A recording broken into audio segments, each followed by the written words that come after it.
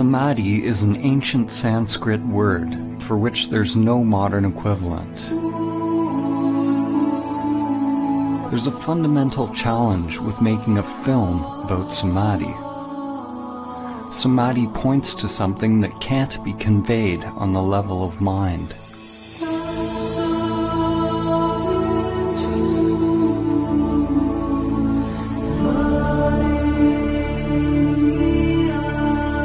This film is simply the outer manifestation of my own inner journey. The intention is not to teach you about Samadhi or provide information for your mind, but to inspire you to directly discover your true nature.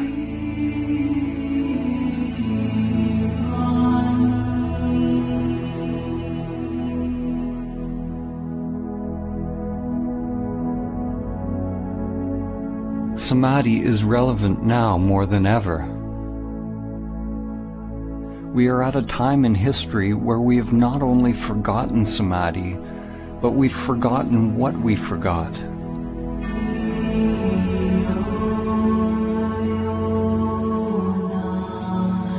This forgetting is Maya, the illusion of the self.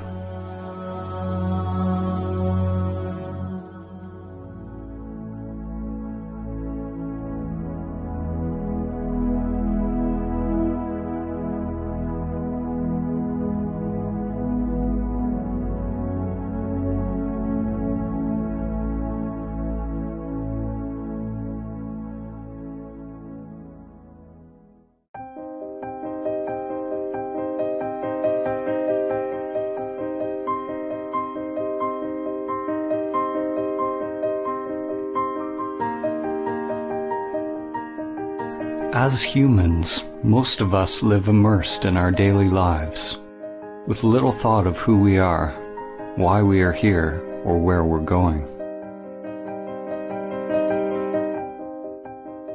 Most of us have never realized the true self, the soul, or what the Buddha called anatta, that which is beyond name and form, beyond thinking.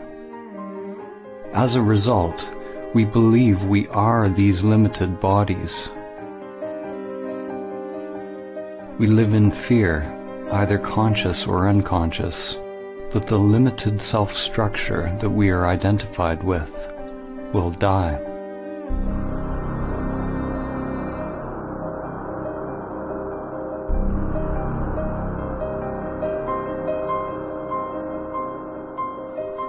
In today's world, the vast majority of people who are engaged in religious or spiritual practices, such as yoga, prayer, meditation, chanting, or any kind of ritual, are practicing techniques which are conditioned, which means they are just part of the ego construct.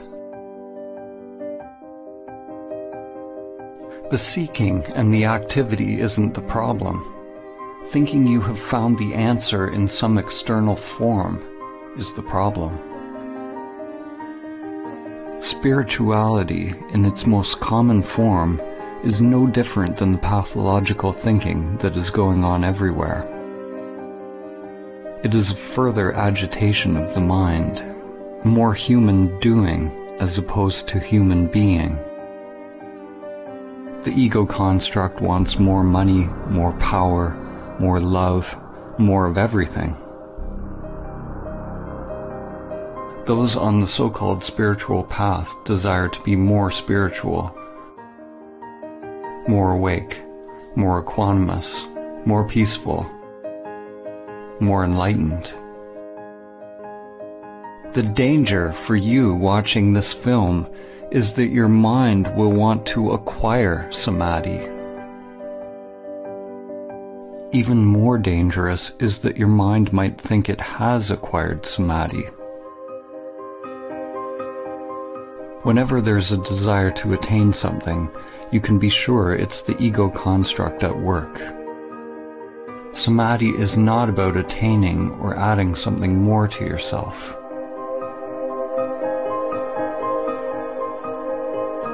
To realize Samadhi is to learn to die before you die.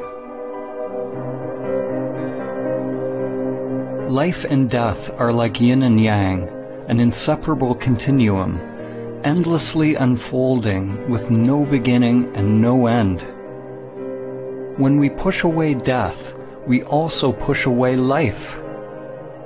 When you experience the truth directly of who you are, there's no longer any fear of life or death. We're told who we are by our society and our culture. And at the same time, we're slaves to the deeper unconscious biological craving and aversion that governs our choices.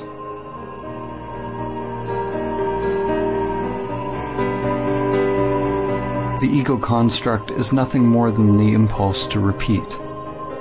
It's simply the path that energy once took, and the tendency for the energy to take that path again, whether it is positive or negative for the organism.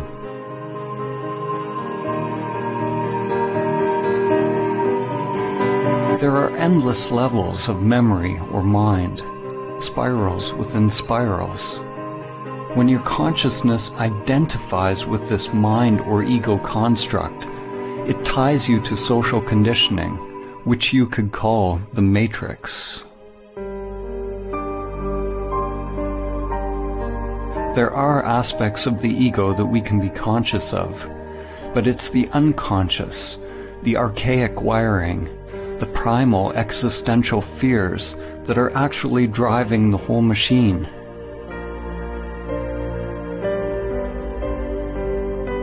Endless patterns of grasping towards pleasure and avoidance of pain are sublimated into pathological behaviors. Our work, our relationships, our beliefs, our very thoughts, and our whole way of living. Like cattle, most humans live and die in passive subjugation, feeding their lives to the matrix.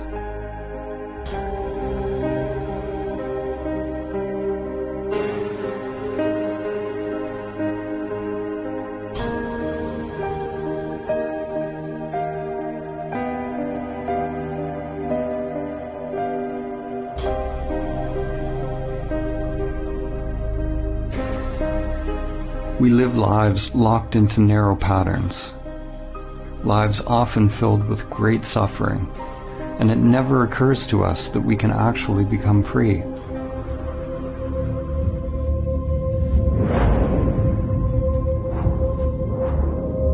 It is possible to let go of the life that has been inherited from the past, to live the one that is waiting to come forth through the inner world.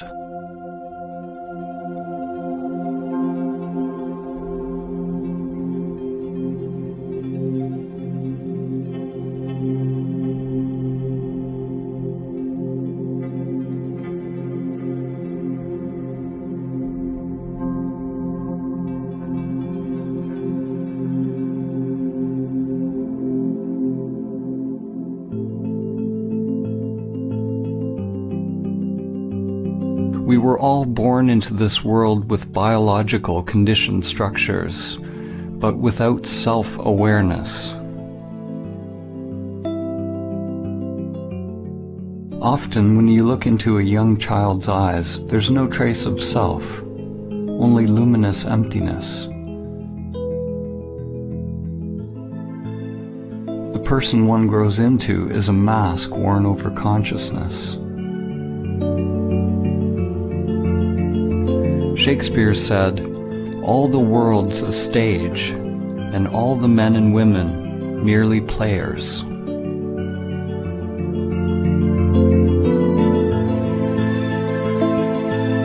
In an awakened individual, consciousness shines through the personality, through the mask. When you are awake, you don't become identified with your character. You don't believe that you are the masks that you are wearing. But nor do you give up playing a role.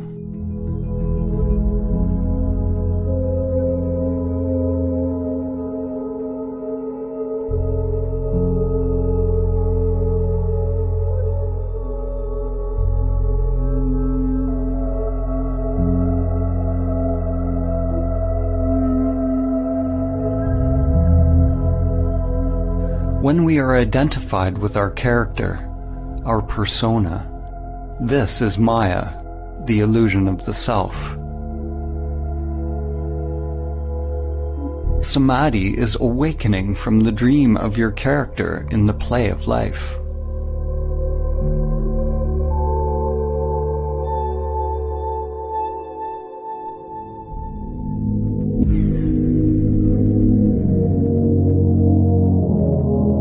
"2,400 years after Plato wrote the Republic, humanity is still making its way out of Plato's cave.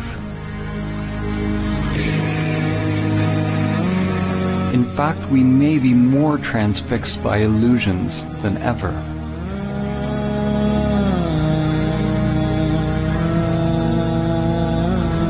Plato had Socrates describe a group of people who lived chained in a cave all their lives, facing a blank wall.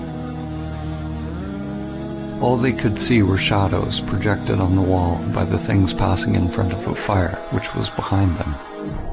This puppet show became their world. According to Socrates, the shadows were as close as the prisoners would ever get to seeing reality. Even after being told about the outside world, they continued to believe that the shadows were all that is. Even if they suspected there was something more, they were unwilling to leave what was familiar.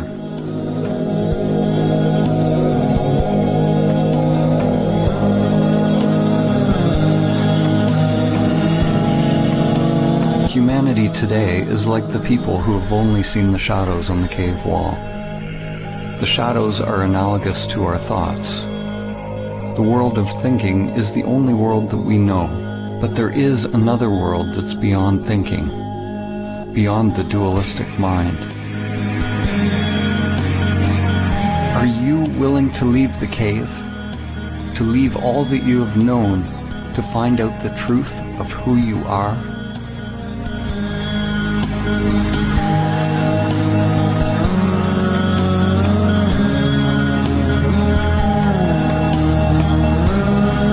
In order to experience samadhi, it's necessary to turn attention away from the shadows, away from the thoughts, towards the light.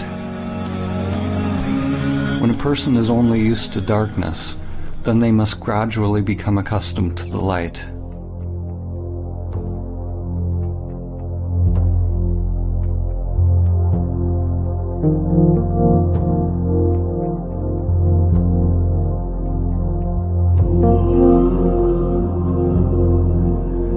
Like acclimatizing to any new paradigm, it takes time and effort, and a willingness to explore the new, as well as shed the old.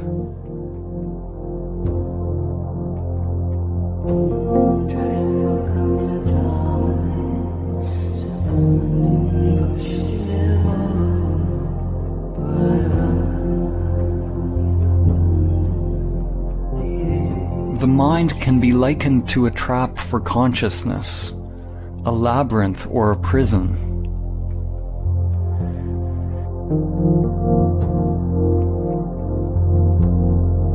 It is not that you are in prison, you are the prison.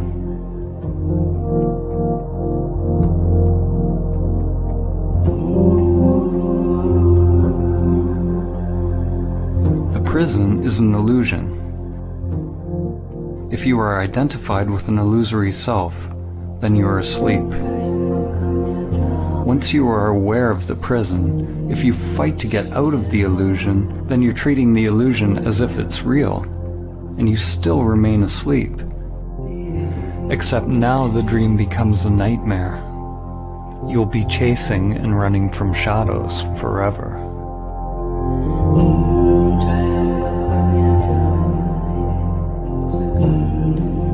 Samadhi is awakening from the dream of the separate self, or the egoic construct. Samadhi is awakening from identification with the prison that I call me.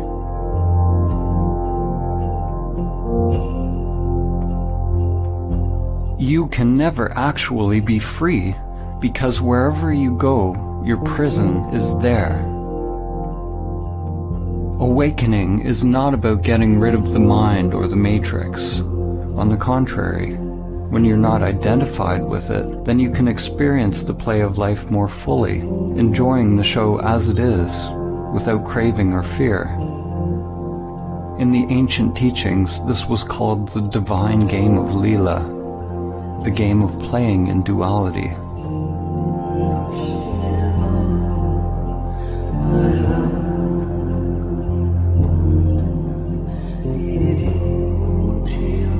Human consciousness is a continuum.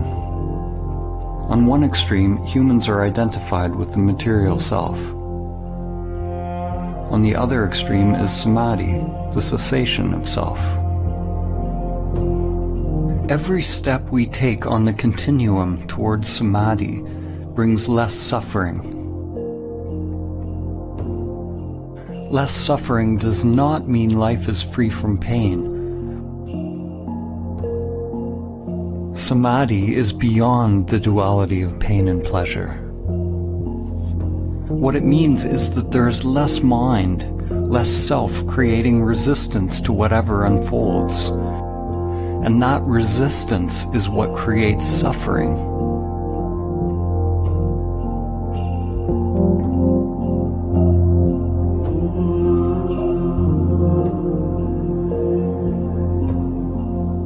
Realizing samadhi even once allows you to see what is at the other end of the continuum, to see that there is something other than the material world and self-interest.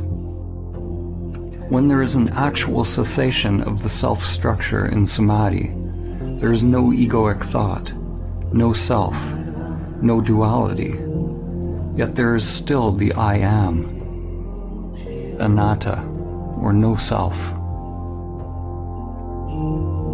In that emptiness is the dawn of prajna, or wisdom.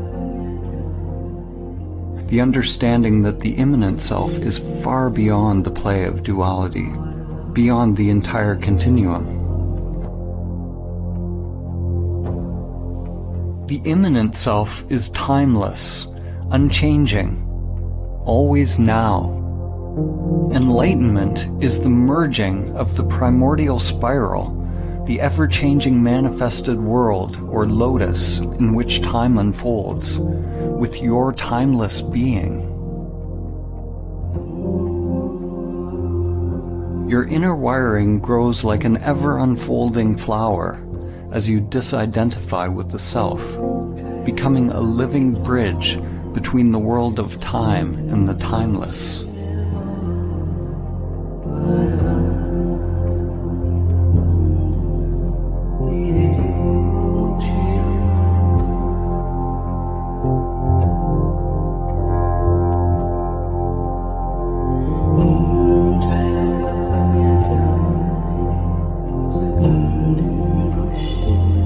Merely realizing the immanent self is only the beginning of one's path.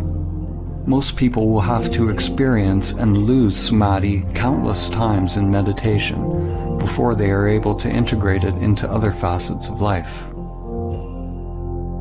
It's not unusual to have profound insights into the nature of your being during meditation or self-inquiry, only to find yourself once again falling back into old patterns, forgetting the truth of who you are.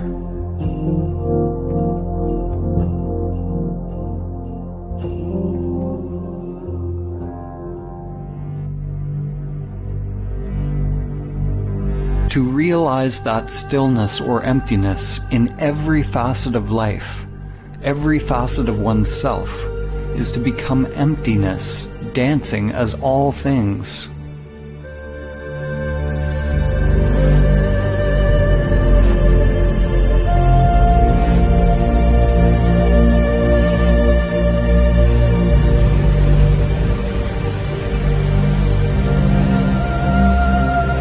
Stillness is not something separate from movement. It is not opposite to movement. In samadhi, stillness is recognized to be identical with movement. Form is identical to emptiness. This is nonsensical to the mind, because mind is the coming into being of duality.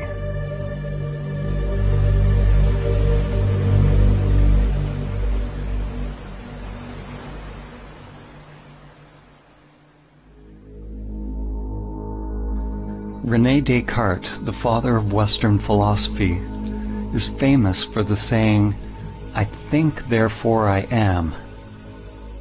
No other phrase more clearly encapsulates the fall of civilization and the full-scale identification with the shadows on the cave wall. Descartes' error, like the error of almost all humans, was the equating of fundamental being with thinking.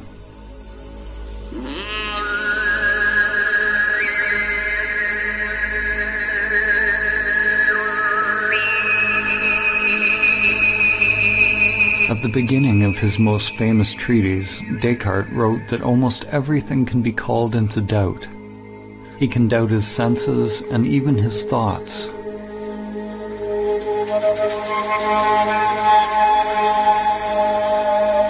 Likewise, in the Kalama Sutra, the Buddha said that in order to ascertain the truth, one must doubt all traditions, scriptures, teachings, and all the content of one's mind and senses. Both of these men started with great skepticism, but the difference was that Descartes stopped inquiring at the level of thinking, while the Buddha went deeper. He penetrated beyond the deepest levels of the mind. Maybe, if Descartes had gone beyond his thinking mind, he would have realized his true nature, and Western consciousness would be very different today. Instead, Descartes described the possibility of an evil demon that could be keeping us under a veil of illusion. Descartes did not recognize this evil demon for what it was.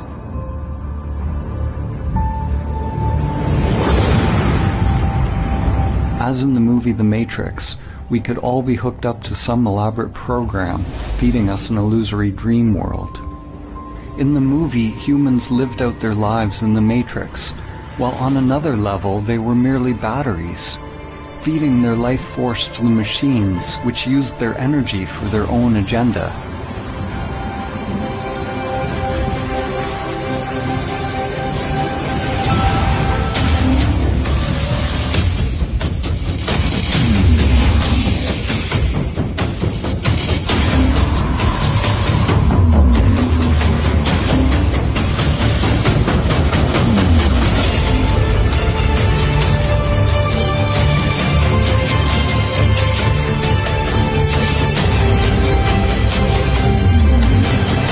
People always want to blame something outside themselves for the state of the world or for their own unhappiness, whether it's a person, a particular group or country, religion, or some kind of controlling Illuminati, like Descartes' evil demon or the sentient machines in the Matrix. Ironically, the demon Descartes envisioned was the very thing that he defined himself by. When you realize samadhi, it becomes clear that there is a controller. There is a machine, an evil demon leeching your life day after day. The machine is you.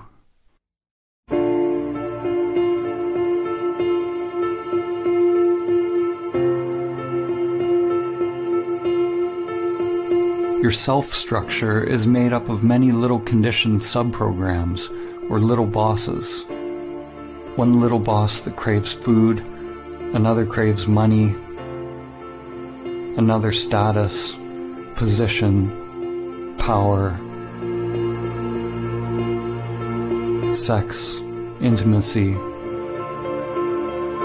Another wants consciousness or attention from others.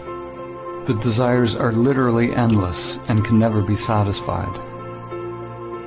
We spend a lot of our time and energy decorating our prisons, succumbing to pressures to improve our masks and feeding these little bosses, making them more powerful. Like drug addicts, the more we try to satisfy the little bosses, the more we end up craving.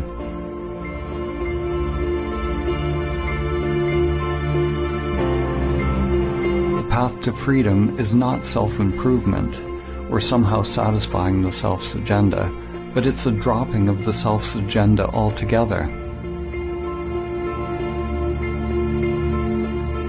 Some people fear that awakening their true nature will mean that they lose their individuality and enjoyment of life. Actually, the opposite is true. The unique individuation of the soul can only be expressed when the conditioned self is overcome.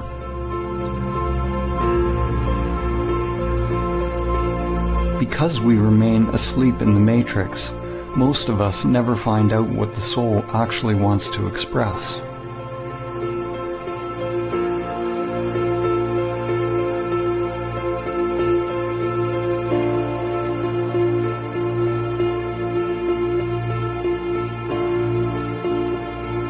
The path to samadhi involves meditation, which is both observing the conditioned self, that which changes, and realizing your true nature, that which does not change.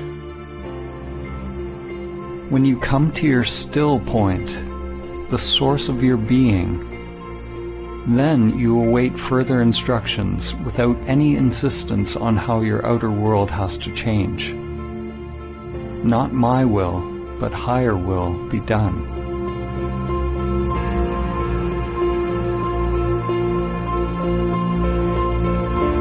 If the mind only tries to change the outer world to conform with some idea of what you think the path should be, it's like trying to change the image in a mirror by manipulating the reflection.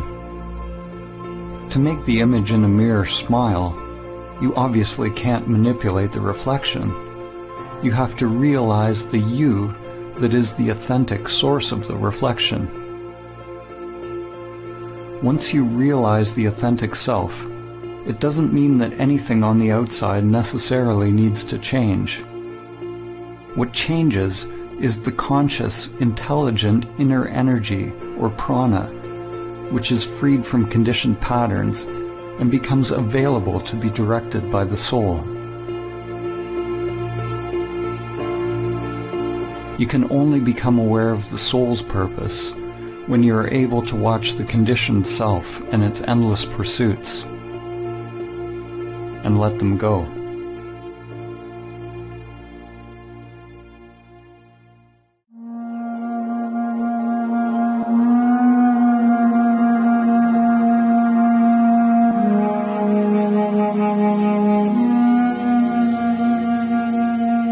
In Greek mythology, it was said that the gods condemned Sisyphus to repeat a meaningless task for all eternity.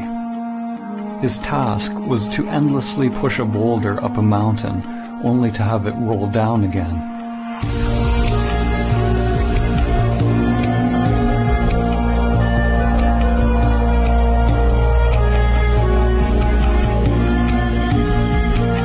The French existentialist and Nobel Prize-winning author Albert Camus saw the situation of Sisyphus as a metaphor for humanity.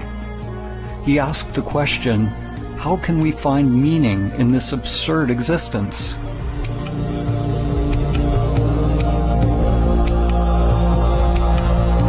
As humans, we are toiling endlessly, building for a tomorrow that never arrives.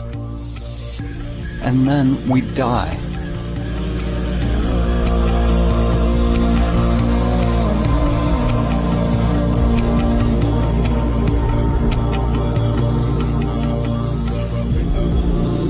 If we truly realize this truth, then we will either go mad if we are identified with our egoic personas, or we will awaken and become free.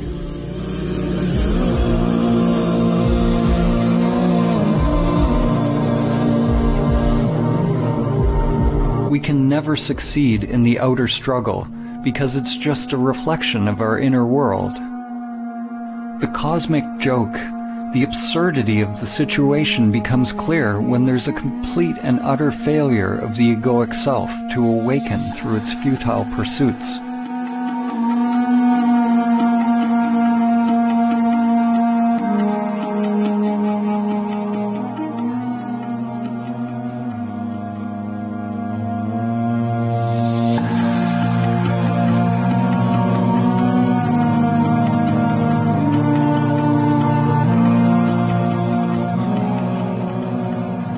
In Zen, there is a saying, before enlightenment, chop wood, carry water. After enlightenment, chop wood, carry water.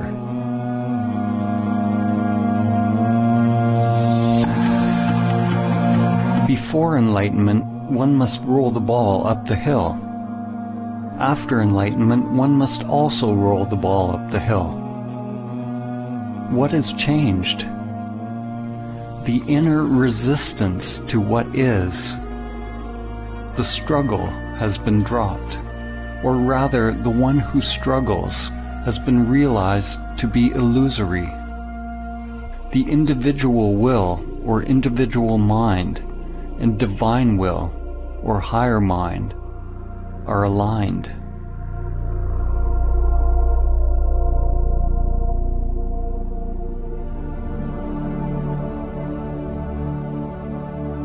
Samadhi is ultimately a dropping of all inner resistance to all changing phenomena without exception. The one who is able to realize inner peace, irrespective of circumstance, has attained true Samadhi. You drop resistance not because you condone one thing or another, but so that your inner freedom is not contingent on the outer. It's important to note that when we accept reality as it is, it doesn't necessarily mean that we stop taking action in the world, or we become meditating pacifists.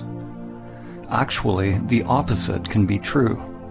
When we're free to act without being driven by unconscious motives, then it is possible to act in alignment with the Tao, with the full force of our inner energy behind us.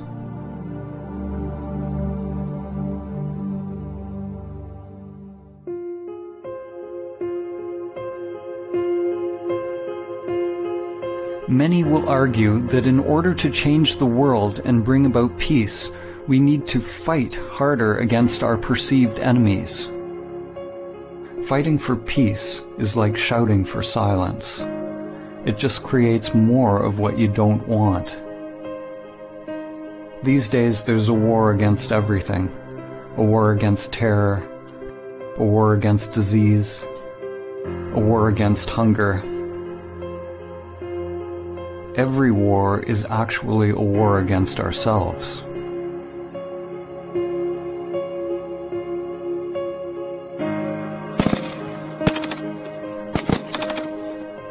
The fight is part of a collective delusion. We say that we want peace, but we continue to elect leaders who engage in war. We lie to ourselves, saying that we are for human rights, but continue to buy products made in sweatshops. We say we want clean air, but we continue to pollute. We want science to cure us of cancer, but won't change our self-destructive habitual behaviors that make us more likely to be sick. We delude ourselves that we are promoting a better life. We don't want to see our hidden parts that are condoning suffering and death. The belief that we can win a war against cancer, hunger, terror, or any enemy that was created by our own thinking and behavior actually lets us continue to delude ourselves that we don't have to change the way we operate on this planet. The inner world is where the revolution must first take place. Only when we can directly feel the spiral of life within will the outer world come into alignment with the Tao. Until then, anything we do will add to the chaos already created by the mind. War and peace arise together in an endless dance. They are one continuum. One half cannot exist without the other. Just as light cannot exist without dark, and up cannot exist without down. The world seems to want light without darkness, fullness without emptiness, happiness without sadness.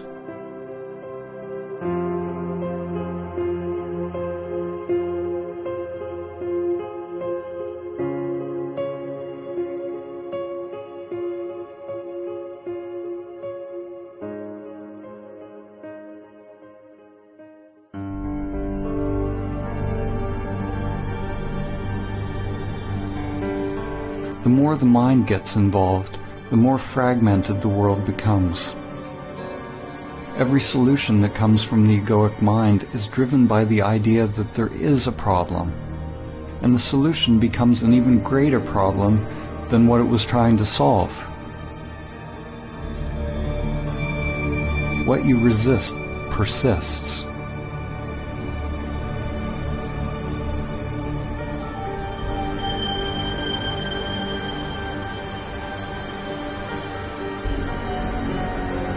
Human ingenuity creates new antibiotics, only to find nature getting more cunning as bacteria get stronger. Despite our best efforts in the ongoing fight, the prevalence of cancer is actually increasing. The number of hungry people in the world steadily grows. The number of terrorist attacks worldwide continues to rise.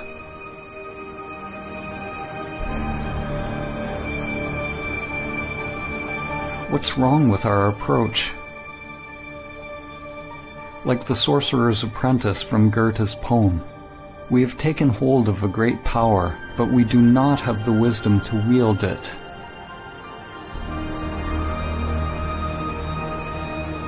The problem is that we do not understand the tool that we are using. We do not understand the human mind and its proper role and purpose.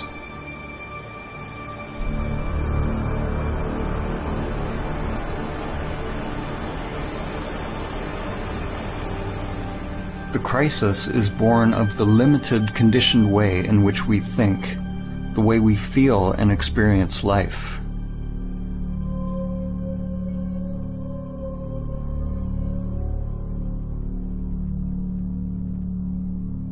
Our rationalism has robbed us of our ability to recognize and experience the wisdom of many ancient cultures. Our egoic thinking has robbed us of the ability to feel the depth and profound sacredness of life, the numinosity of life, and to realize entirely different levels of consciousness, which are now almost lost to humanity.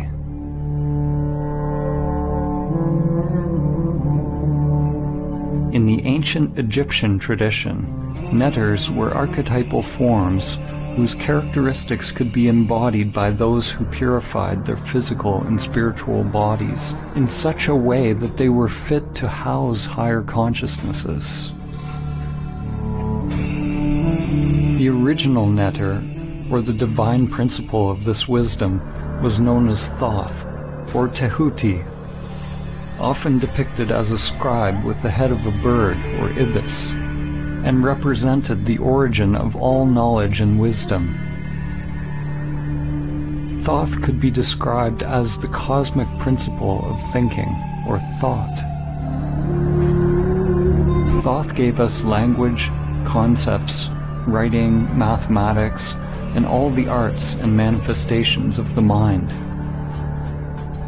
Only those who had gone through special training were allowed to access Thoth's sacred knowledge.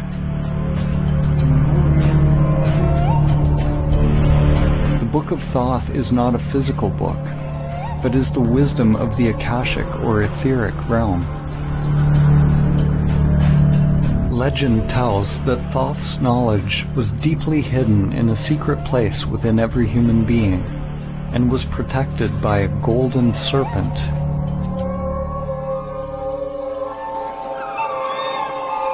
The archetypal or perennial myth of the serpent or dragon guarding a treasure is one that permeates many cultures and has been called by names such as Kundalini Shakti, Chi, Holy Spirit, and inner energy.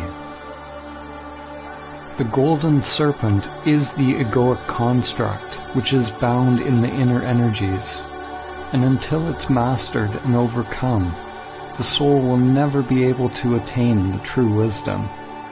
It was said that the Book of Thoth brought nothing but suffering to any individual who read it, even though they would find the secrets of the gods themselves and all that is hidden within the stars.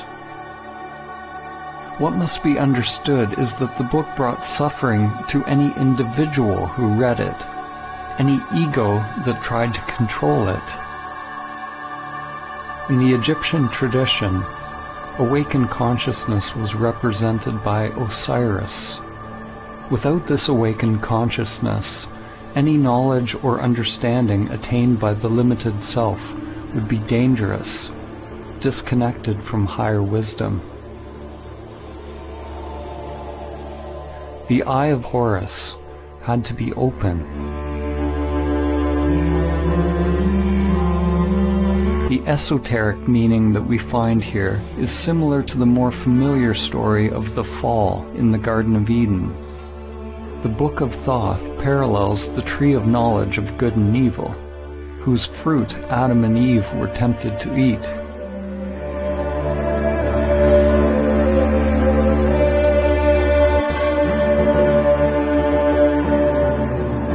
Humanity, of course, has already eaten the forbidden fruit, already opened the Book of Thoth, and has been cast out of the garden. The serpent is a metaphor for the primordial spiral that extends from the microcosm to the macrocosm. Today, the serpent is living as you. It is the egoic mind expressed as the manifested world. We have never before had access to so much knowledge. We've gone deep into the material world, even finding the so-called God particle. But we've never been more limited, more ignorant of who we are and how to live. And we do not understand the mechanism by which we create suffering.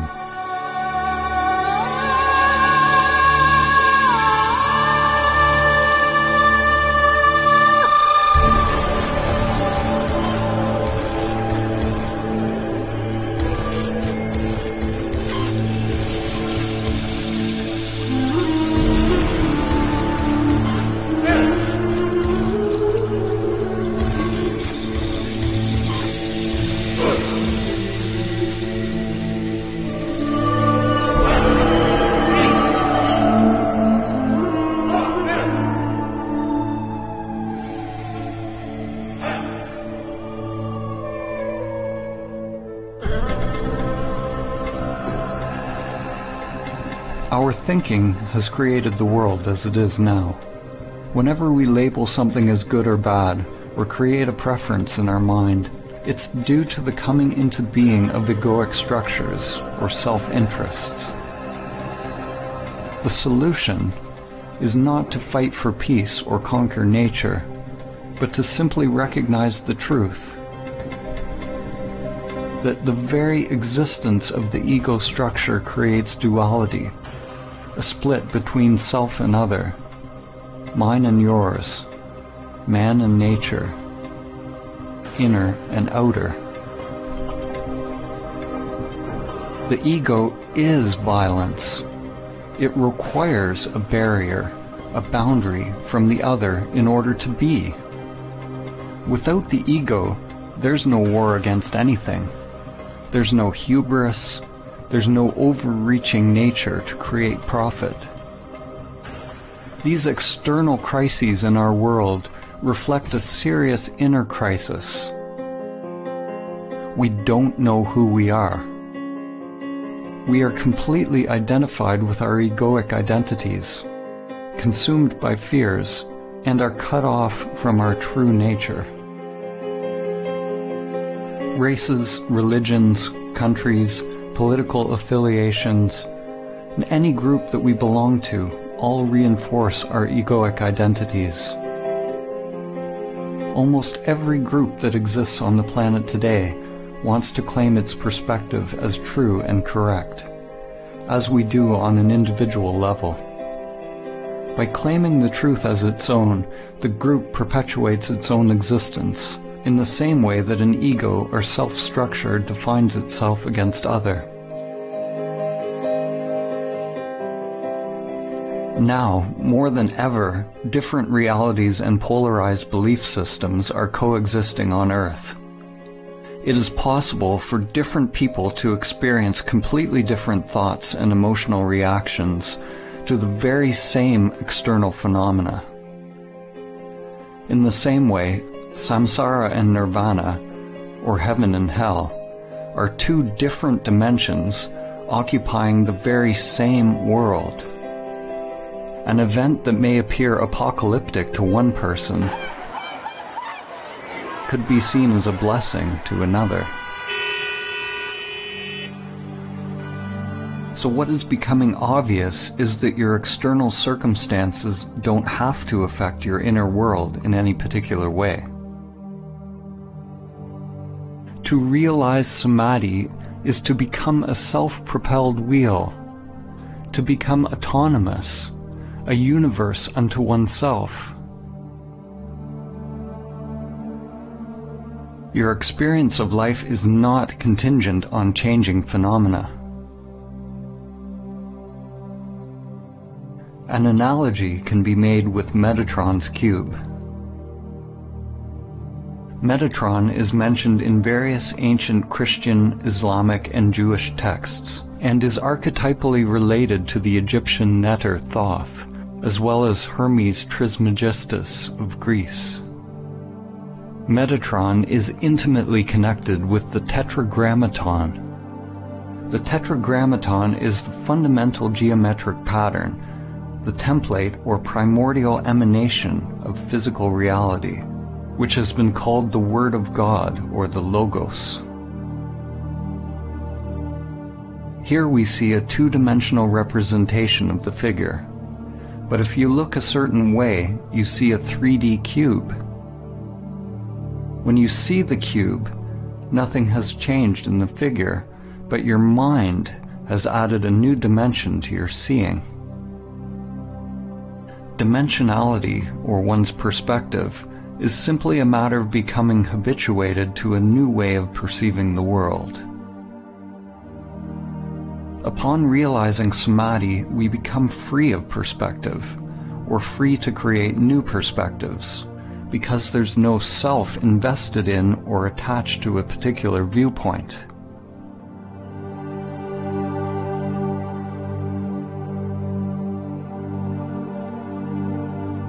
The greatest minds in human history have often pointed to levels of thought beyond the limited self-structure. Einstein said, "The true measure of a human being is determined primarily by the measure and sense in which he has attained liberation from the self." So it's not that thinking in the existence of the self is bad. Thinking is a wonderful tool when the mind is in service to the heart. In Vedanta, it is said that the mind makes a good servant, but a poor master.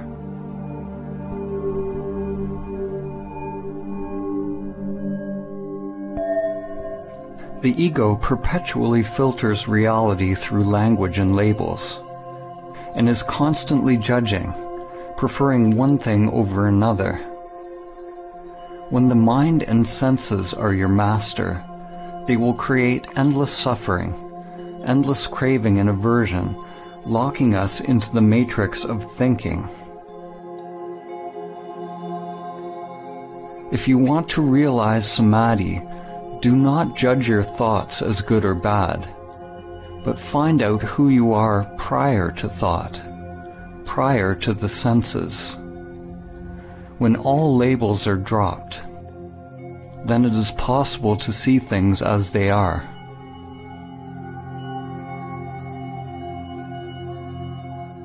The moment a child is told what a bird is, if they believe what they're told, then they never see a bird again. They only see their thoughts.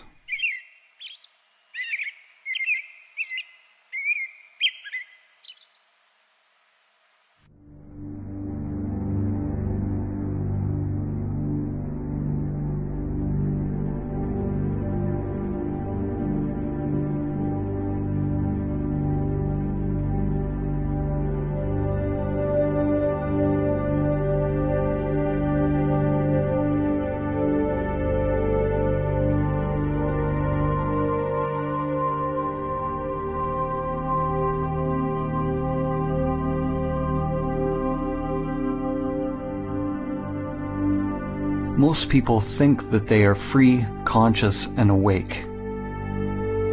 But if you believe you are already awake, then why would you do the difficult work to attain what you believe you already have? Before it becomes possible to awaken, it is necessary to accept that you are asleep, living in the matrix. Examine your life honestly without lying to yourself. Are you able to stop your robotic, repetitive life patterns if you want to? Can you stop seeking pleasure and avoiding pain? Are you addicted to certain foods, activities, or pastimes? Are you constantly judging, blaming, criticizing yourself and others? Does your mind incessantly seek out stimulus, or are you completely fulfilled just being in silence? Do you react to how people think about you?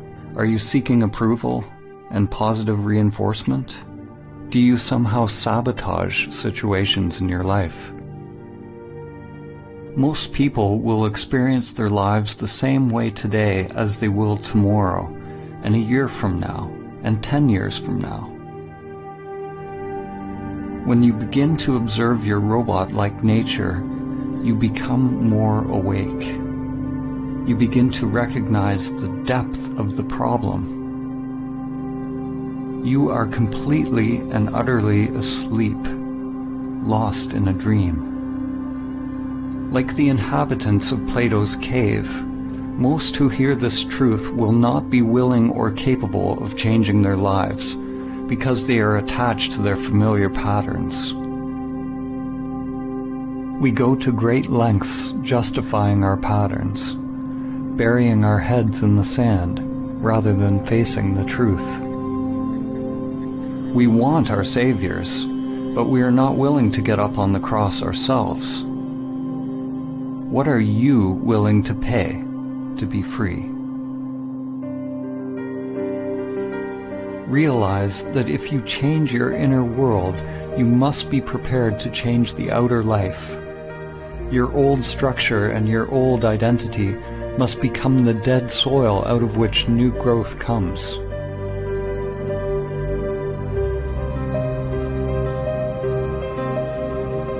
The first step to awakening is to realize that we are identified with the matrix of the human mind, or the mask. Something within us must hear this truth and be roused from its slumber. There's a part of you, something timeless, that has always known the truth.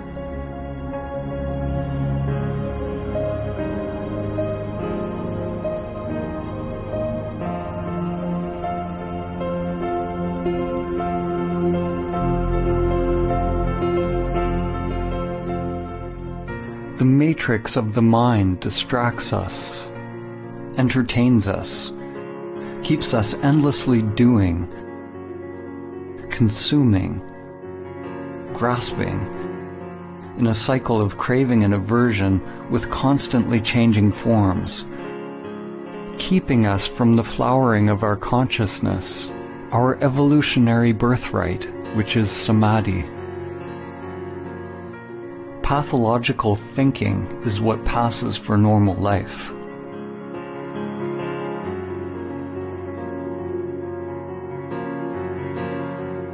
Your divine essence has become enslaved, identified with the limited self-structure. The great wisdom, the truth of who you are, is buried deep within your being.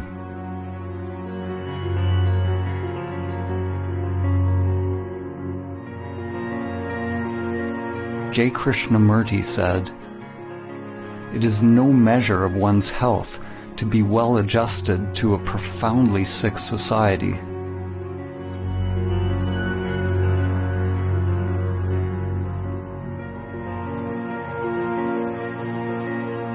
Identification with the egoic mind is the sickness, and samadhi is the cure.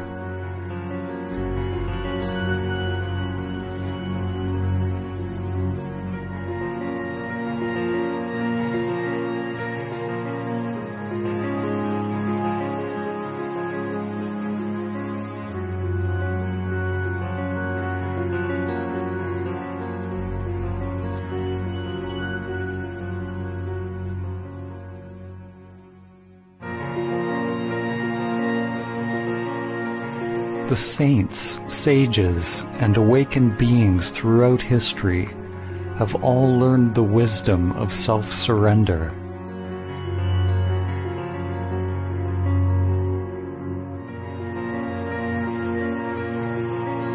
How is it possible to realize the true self?